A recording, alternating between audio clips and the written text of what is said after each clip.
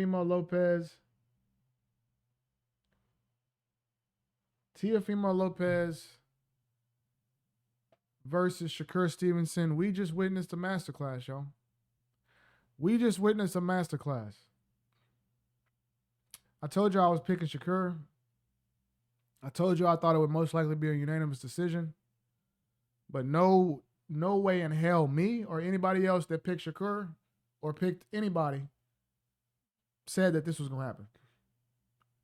I said 12 rounds to 0. It ended up being, the judges want to be nice and gave it 11-1. Could have been 12-0, a clean shutout. Name the last time we had a big time pay-per-view fight that everybody was excited to watch, that everybody stopped everything, threw on the TV and watched, and it was 12-0. We've seen crazy knockouts.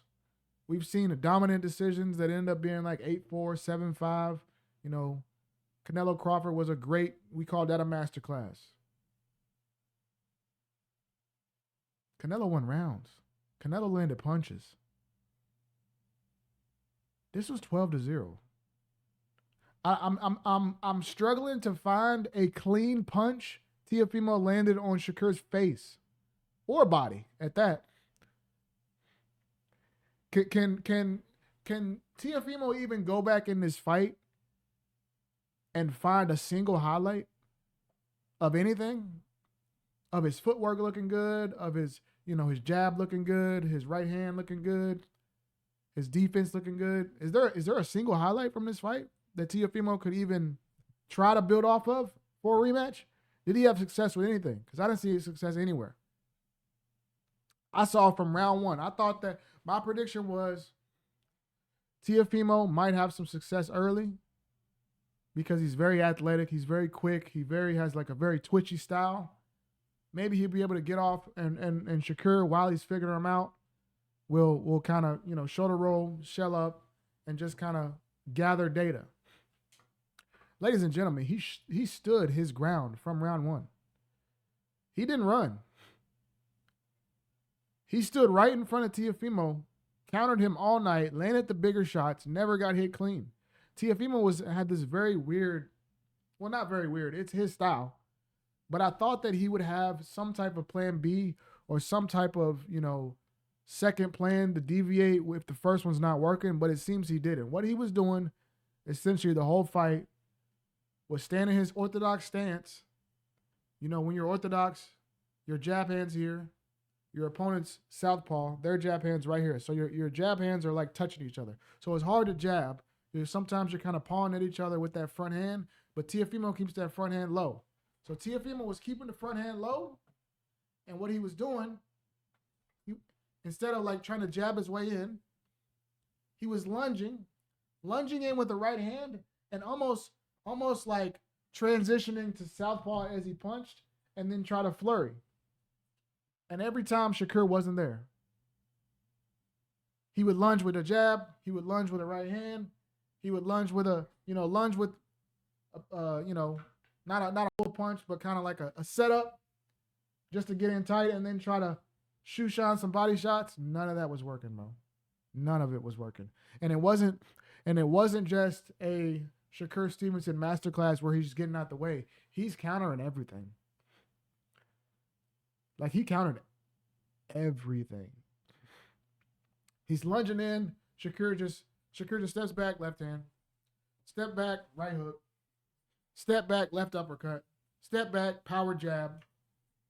Had him stumbling all over the ring. Had him busted up on his face. And at some point I said, because I think the style to combat Shakur the best is what he had in his last fight with Zepeda. It has to be either a pressure fighter that's just going to be in his face, or it has to be somebody with insane power that just uses the high guard and walks him down and just doesn't care about the pot shots, doesn't care about getting tagged. You just put your high guard up and you walk him down, and you get him against you get him in the corner, you get him against the ropes, and you just flurry when he gets there.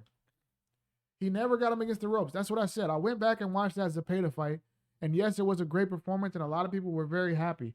But the one thing I saw that I thought Teofimo could have success with is Shakur was giving himself up stand on the ropes and just shoulder rolling. There was moments where he was happy just shoulder rolling, making him miss, laughing at him. He was happy to just do those moments. And that's where he was kind of taking a break. And some of those moments where you let a pressure fighter or a volume fighter just kind of punch themselves out and just waste volume on nothing. He didn't even do that in this fight. He never even got against the ropes. Teofimo never even backed him up.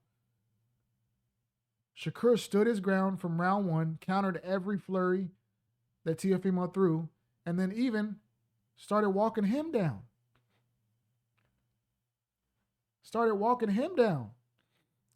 And Teofimo just continued to lunge in with this punch. At some point, he even tried to switch southpaw. He was getting so desperate out there, he switched southpaw. But even when he switched southpaw, he had that same wait, lunge in with a big strike and then try to flurry. He had that same game plan, orthodox and southpaw. Never worked.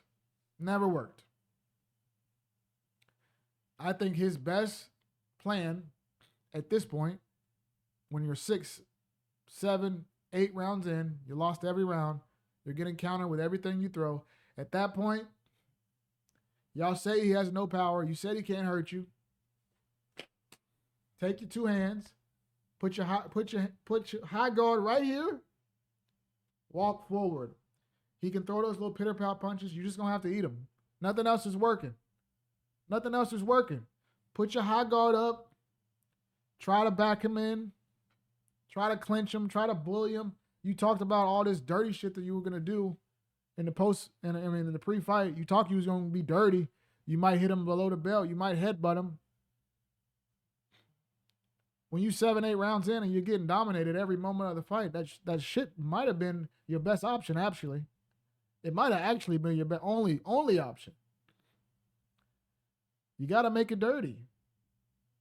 I'm not even bullshitting. Jake Paul might have landed more punches on Anthony Joshua than Teofimo landed on Shakur. I'm not bullshitting.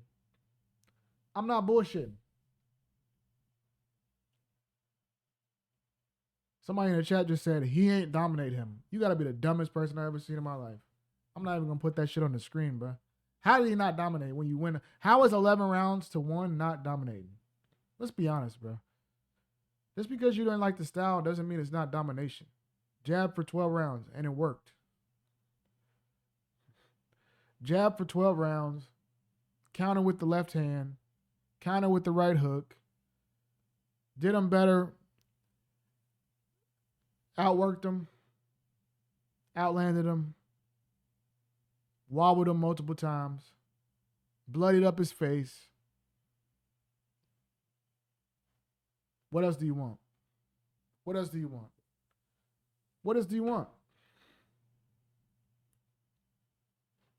People wanted him to not run. He stood his ground. He stood right in front of him.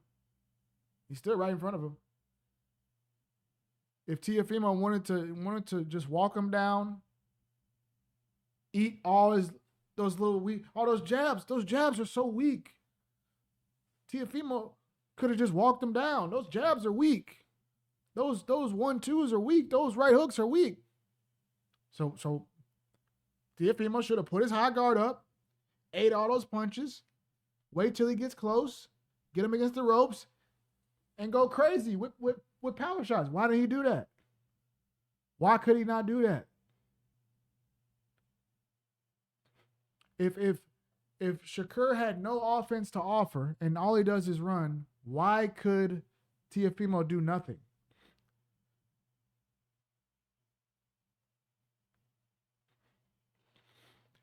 That's a masterclass. I don't care if you don't like the class. I don't care if you don't like the style. What up, Godfaith 9344 in the chat? What's up? I don't care if you don't like the style. That's a masterclass if I ever see one. We thought we would come out of this fight card with the most embarrassing performance being Jarrell Miller's hairpiece. But it turns out Teofimo couldn't land a clean punch in a title fight. In Shakur's first fight in this weight class, biggest name on his resume, Teofimo's proven. Teofimo beat Lomachenko. Teofimo beat Josh Taylor. He's beat elite champions. This was Shakur's chance to prove it. T.O. ain't have nothing for him. T.O. ain't have nothing for him.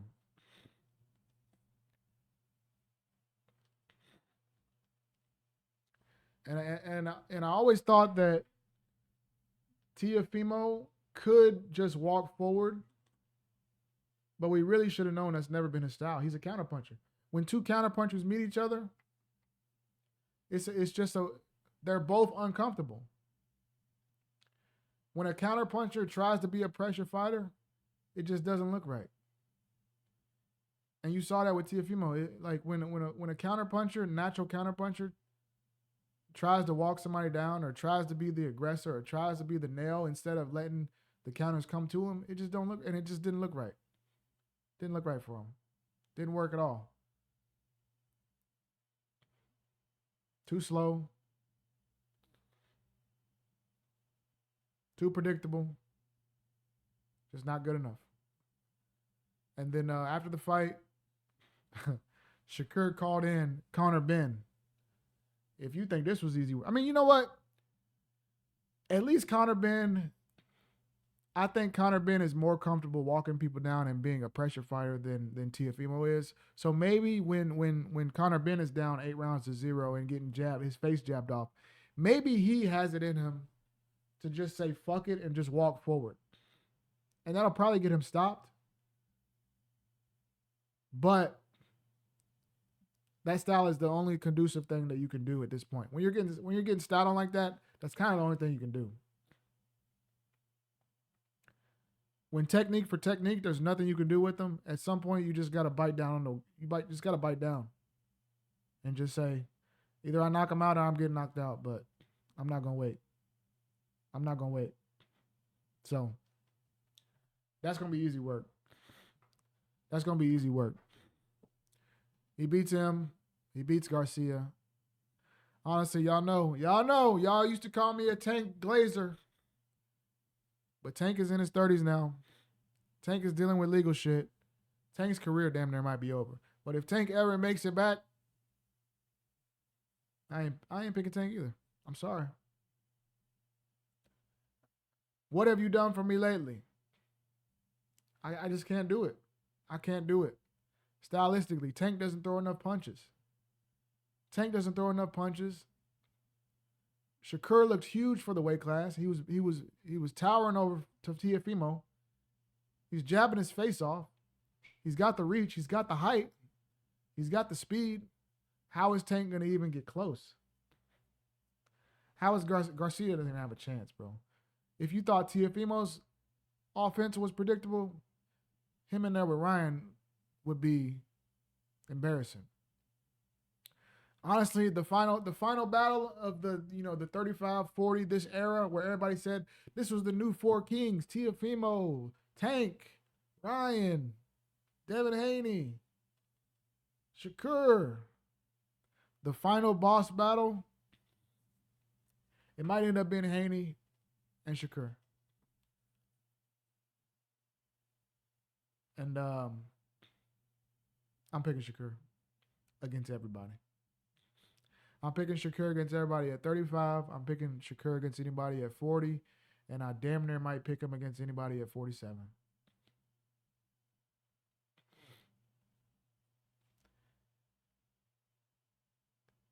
The only thing stopping him is that if he keeps going up too many weight classes, some guys will just go balls to the wall and know that they have more power and just throw haymakers at him and be able to hurt him.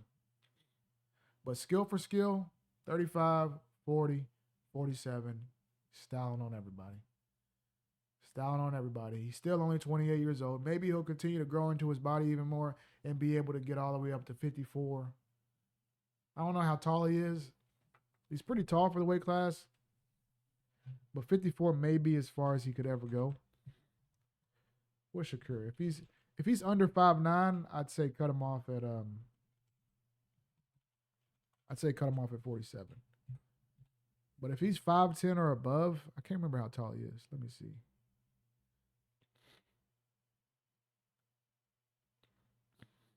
He's 5'8". Okay, yeah. 5'8". 5'8", I think 40 and 47 is pretty much as far as he'll probably go. 5'8" with a 68-inch reach, yeah. That's about it for him. That's as far as, I don't think he should go no further than that, because at that point, weight classes are there for a reason. If he gets up to 54 and 60, I think that the guys will just be too big, and he'll be boxing their face off, and then they'll just be able to catch him. So 35, 40, 47, I don't see nobody beating him.